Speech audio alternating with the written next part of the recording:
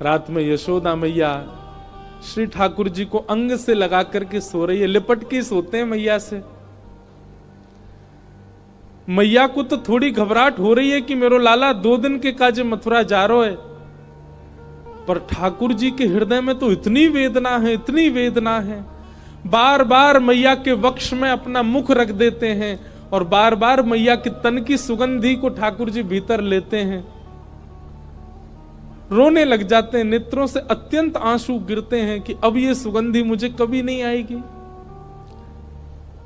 अब मुझको नींद कैसे आवेगी मैया से लिपटे बगैर?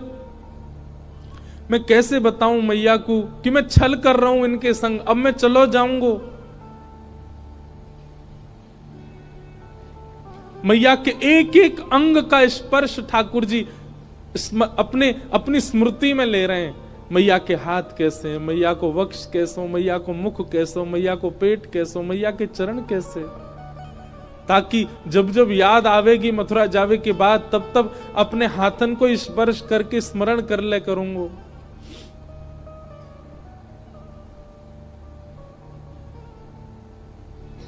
मैं एक बात अभी कह रहा था पिछली कथा में,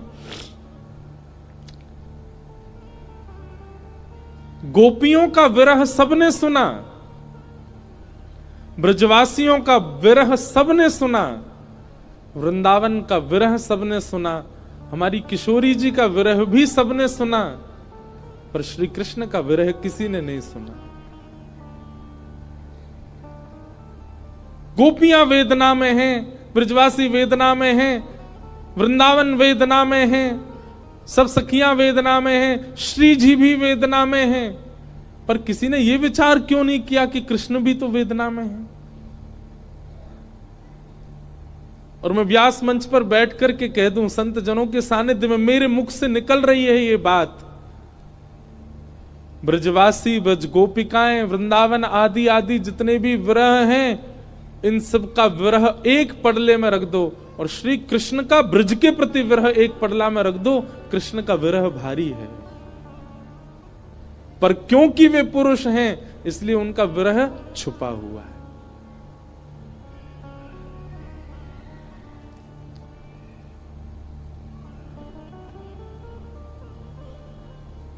ठाकुर जी कैसे संभाल रहे हैं बंधुओं? देखो, पीड़ा चित्त में होना और वही पीड़ा मुख पे आ जाना ये एक सामान्य विरह है, पर पीड़ा चित्त में होना और मुख पे ना आने देना ये एक विशेष विरह है।